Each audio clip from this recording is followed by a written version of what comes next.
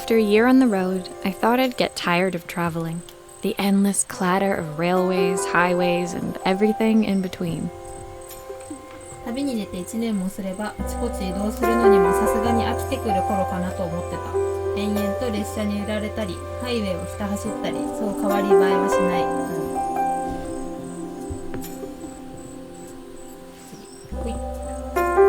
But as my train pulled into the station at Bellariva, I felt every bit as excited as the first day of my journey.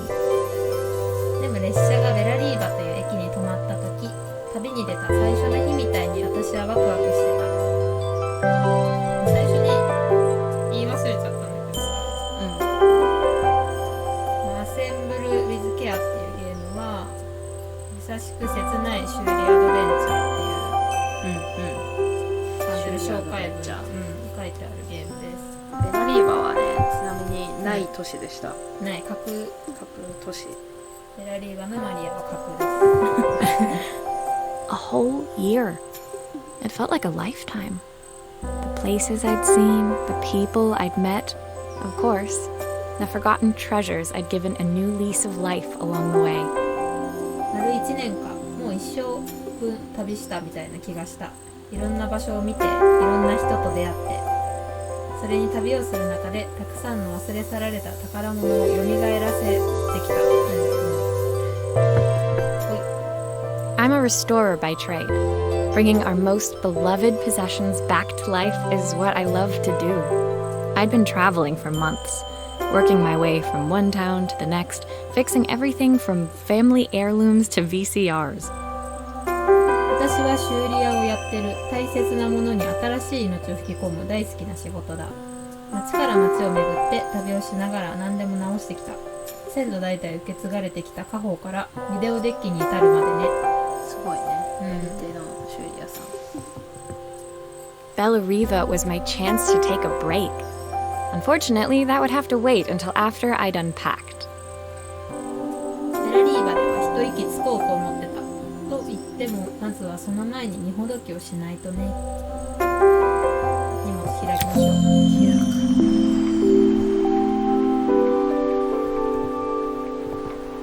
く。ちょっと待ってね。ちょっとだけ BGM 下げてるかな。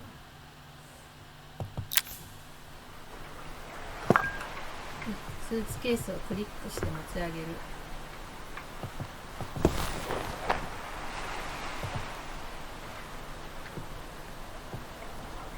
で、卵をクリックしたとめっちゃ調整難しい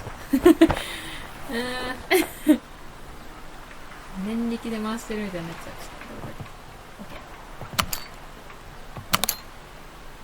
逆向きだった。で、一個ずつ荷物を。I picked up these sunglasses on my last stop. Hopefully I'm cool enough to pull them off. マリアのサングラス。あ、磁石みたいに入っちゃう。I saw a guitarist wearing these at a show once. Rock and roll repair woman at your service. ロックンロール修理屋姉さん。どうぞよろしく。ちょっと滑舌が危ういわ。ピアスだね。My passport. Not many blank pages left now. パスポート。ツールボック The tools of my trade. No hope of restoring things without these. ツールボックス。よいしょ。My favorite overalls. These will never go out of style. ベルトでおしゃれに留めたマリアの衣装。Who doesn't love a scrunchie? Practical and stylish. シュシュね。シュシュの紹介。ブラシなんだよね。Looking forward to taking more close-ups of my fingers with this. 映るんです。My parents took this after I made my first repair. Seems like a lifetime ago. ゲームの説明によると、ご両親とあんまりうまくいってないみたいな、マリアは。I'll hand these out once I'm settled in. Fingers crossed they get me some work. でマリアビラ配り用にはい。コンパクトだね。こ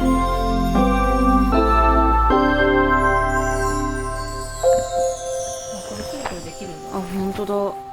しなくていいけど。ほい。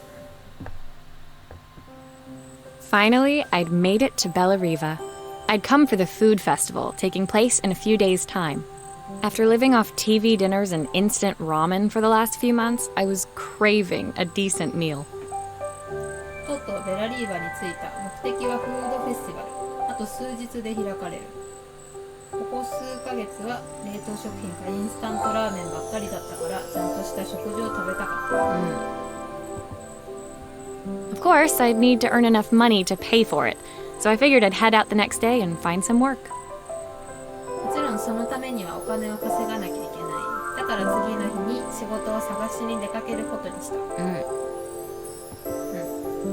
My parents never wanted me to go. They wanted me to stay in their shop and have a simple, stationary life. I knew there was a world out there, beyond the four walls of our antique store that I had to be a part of. 両親は私の旅に反対した。家でやってる店でつまらない単調な人生を送ってほしかったみたい。このアンティークストアを出たその先には本物の世界が広がってるって分かってた。私はその一部になるべきだってこと。その一部になるべきだってこともって言い回しめちゃめ I ちゃ英語で。 daydreamed constantly about the weird and wonderful places each of our antiques came from. I loved figuring out their stories, revealing the memories hidden beneath the screws and wires. アンティークを見るたび、その品がもともとあった奇妙で素敵な場所のことをいつも思い描いていた。物語を思い浮かべて生地や配線に隠された思い出を想像するのが好きだ。My story in Bellariva began with a little girl and a voice she was longing to hear. ベラリーバでの私の物語は小さな女の子とその子がずっと聞きたがってた声とともに始まる。続けよう。ほい。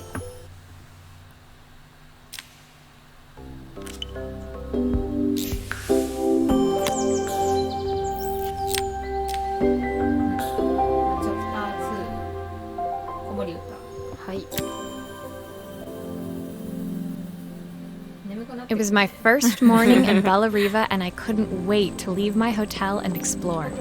It was a quiet town, its streets and alleyways basking peacefully in the hot morning sun. ベラリーバに来て最初の朝だった。早くホテルを出て辺りを探検したかった。静かな街だ。通りや横丁が眩しい朝日に照らされてる。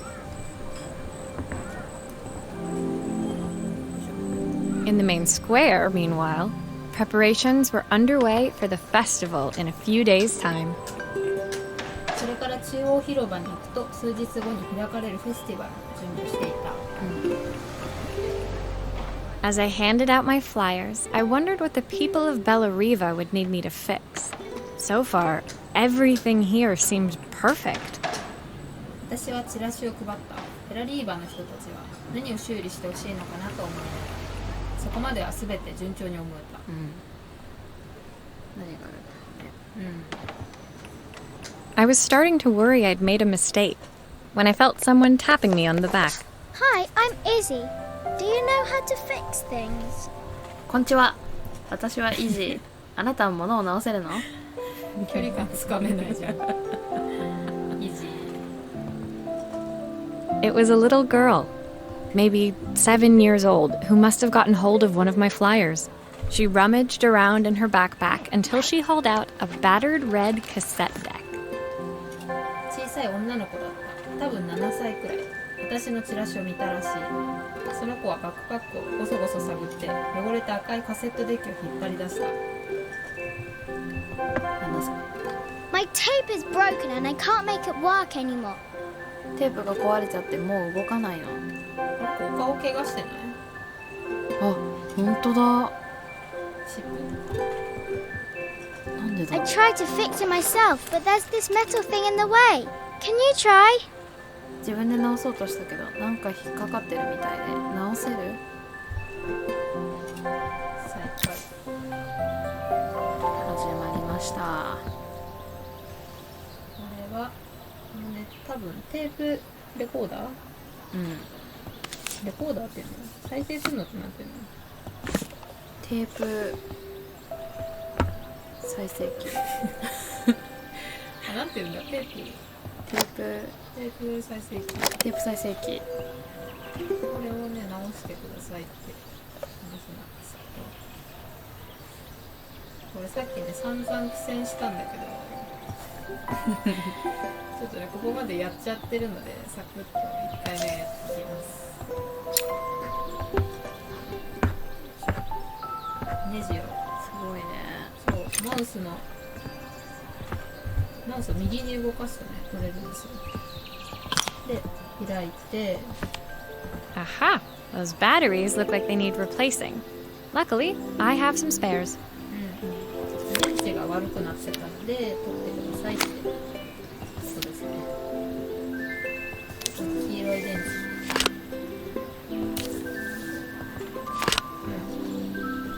で蓋をする、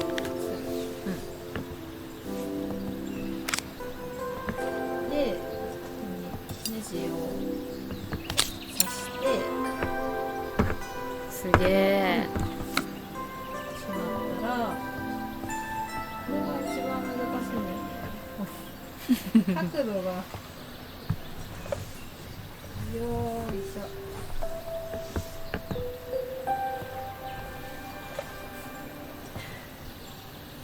むずそう。ハンドパワーになっちゃったこれで蓋を置けばいい。テープやんないで置けばいい。あとこのテープがね伸びちゃってるから直してくださいって。 Why did you do that? どうしてそうするの？こうするとおー、入るから。 How did you do that? I didn't see. どうやったの？見えなかった。でこれをこの直してあげたプレイヤーの中に入れてあげる。に入れてあげる。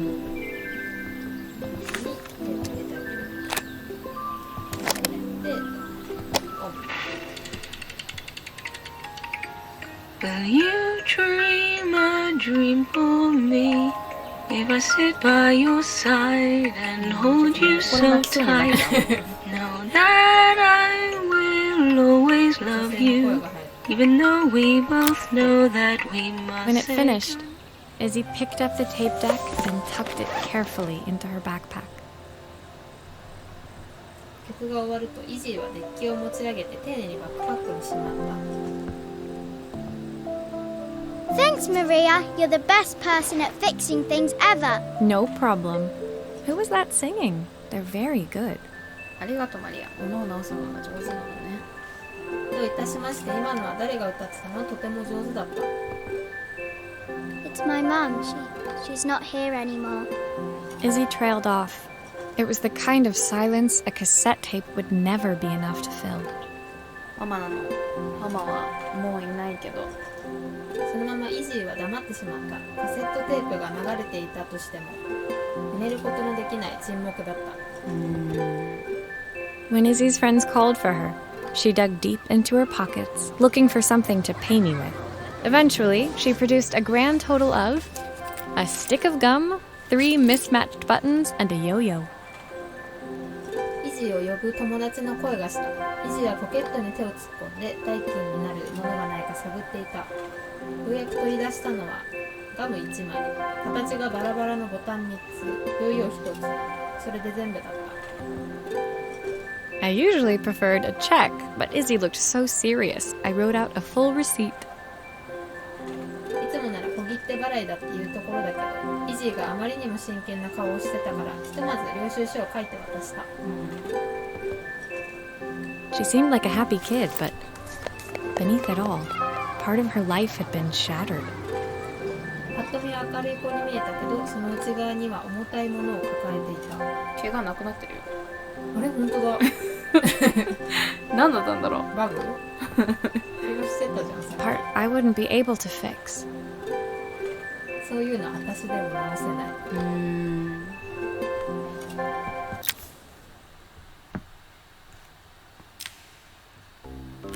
ああ、